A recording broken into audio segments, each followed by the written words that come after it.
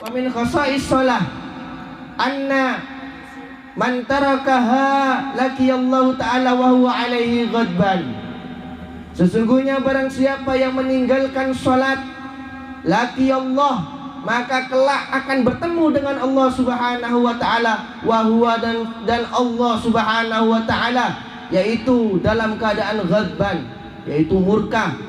Jadi kita semua saudara besok ini akan bertemu dengan Allah, dipertanggungjawabkan kepada Allah, bertemu ditanya sama Allah. Besok kita di saat bertemu dengan Allah, kita ditanya bagaimana kita, ya, selama hidup kita, kaki kita ini dilangkahkan kemana saja.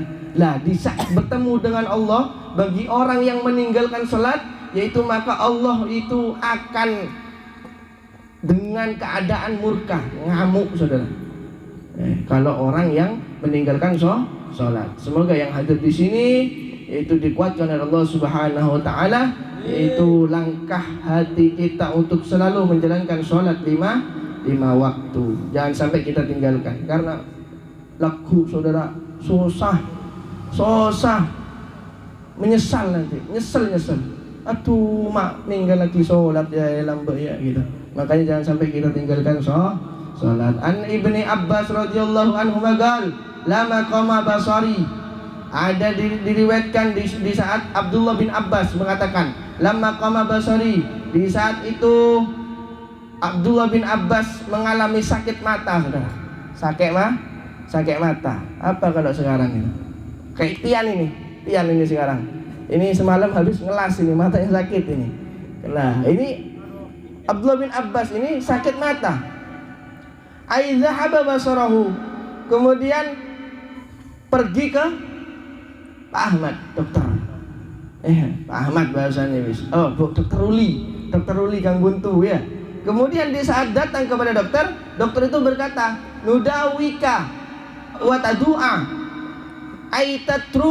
aitatruku as-shalah ayyaman." Wahai orang yang sakit, Abdullah bin Abbas ya, nudawika, aku akan menyembuhkan sakitnya kamu, tak obati bahasanya, maka kamu akan kembali sehat.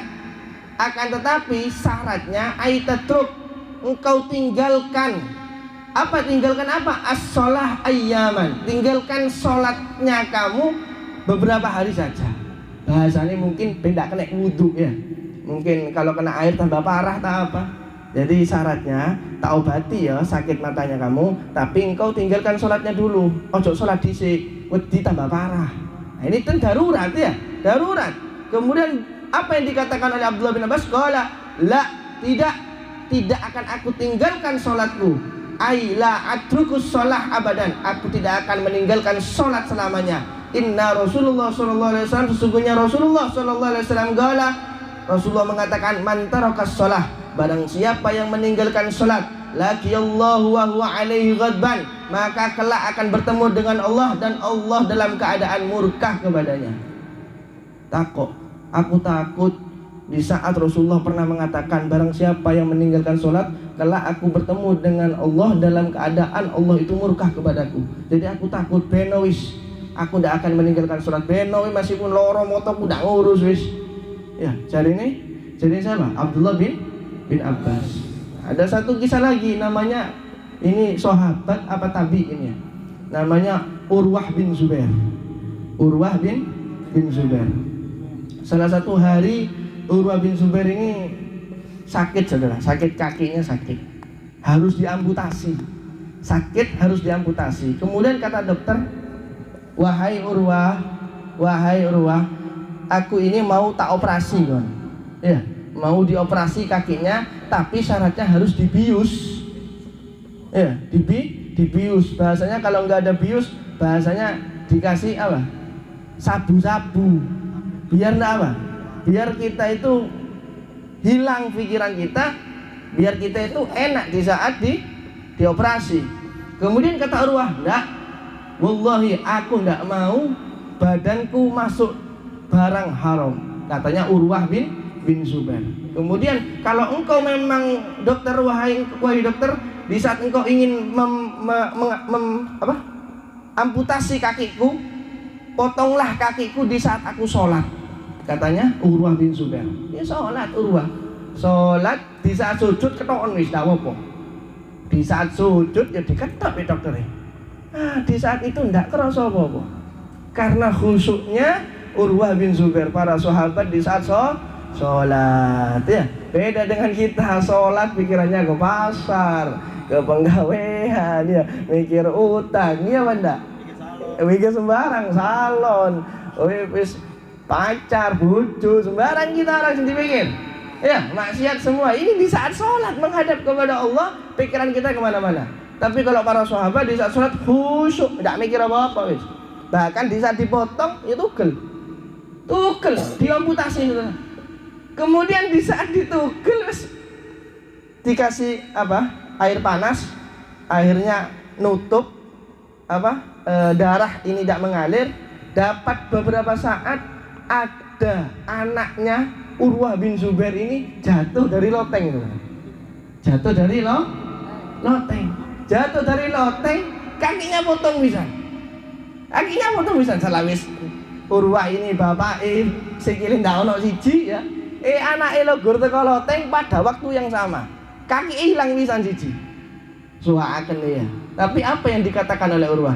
Alhamdulillah, aku dikasih nikmat sama Allah. Ada kaki satu, punya anak satu. Ya bayangkan coba. Kalau kita ngersuno sembarang kali saudara. Ini wis kaki hilang siji, anak hilang pisan siji. Tapi saya bersyukur.